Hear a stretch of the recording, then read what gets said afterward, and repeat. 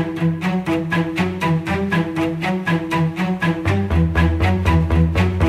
मेरी तरफ से सबको सलाम।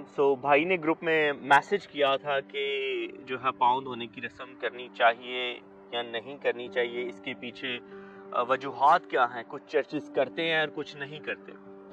हम दोनों ख्यालात कलाम मुकद्दस में से देखेंगे। जैसा कि आपको पता है कि बाइबल में ये पाँव धोने की रस्म जहाँ लिखी हुई है यूहन्ना की इंजील में 13वें बाब में, हम वहाँ से शुरू करेंगे और 13वें बाब की पहली और तीसरी आयत को समझे बगैर इस रस्म को समझना नामुमकिन है। पहली आयत में का कॉन्टेक्स्ट है कि यीशु ये एक्ट इसलिए कर रहा है कि वो शागिर्दों को बताना चाह रहा है कि जिस तरह वो उनसे पहले से मोहब्बत रखता था, एंड तक उसकी मोहब्बत में कमी नहीं आई।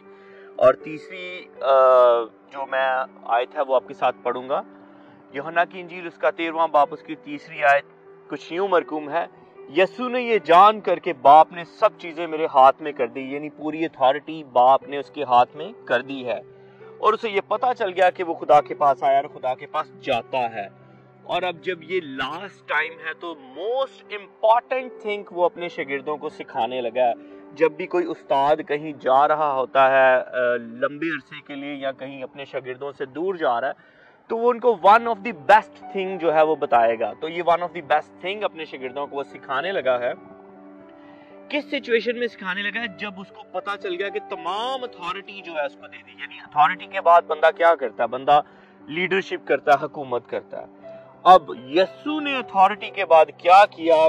फौरन इसके बाद उसने अपने शागिर्दों के पांव धोए। इसके बाद पतरस की और यीशु की कन्वर्सेशन है।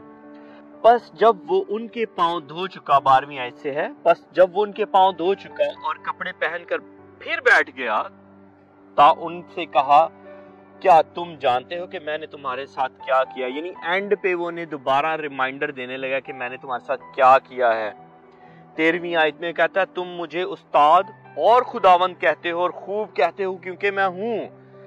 बस जब मुझ खुदावंद और उस्ताद ने तुम्हारे पांव धोए तो तुम पर भी फर्ज है कि एक दूसरे को पांव धोया करो, क्योंकि मैंने तुमको एक नमूना दिखाया है कि जैसा मैंने तुम्हारे साथ किया है तुम भी किया करो।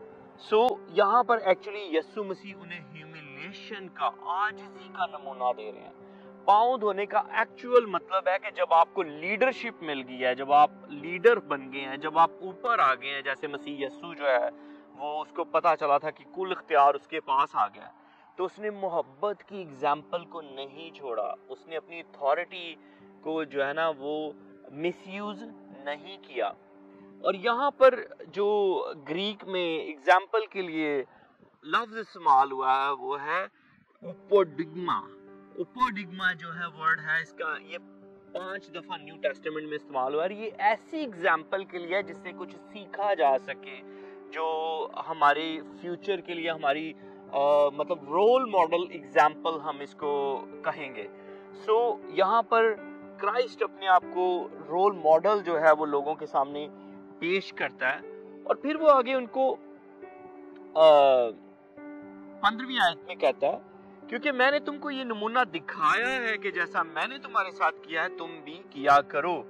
मैं तुमसे सच कहता हूं कि नौकर अपने मालिक से बड़ा नहीं होता और ना भेजा हुआ भेजने वाले से।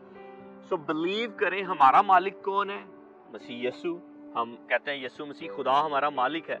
जब हमारे मालिक ने इतनी आजिज़ी दिखा दी कि उसने अपने शागिर्दों को पांव धो दिए, तो इस तरह हम जो दुनिया में हमें लीडरशिप मिली हुई है, खिदमत मिली हुई है, या किसी भी जगह पर हमें अथॉरिटी मिली हुई है, हमारा भी काम है कि यीशु मसीह के इस मॉडल को पे अमल करना।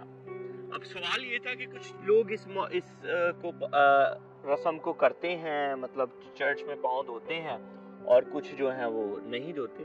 एक्चुअली ये सिंबल है आजिज़ी का। अगर आप अपनी जिंदगी आजिज़ी से गुजार रहे हैं और चर्च लीडरशिप में आप आजिज़ हैं, हम्बल हैं, आप दूसरों को सर्व कर रहे हैं और मोहब्बत की एग्जाम्पल दे रहे हैं, तो आप पांव धो रहे हैं।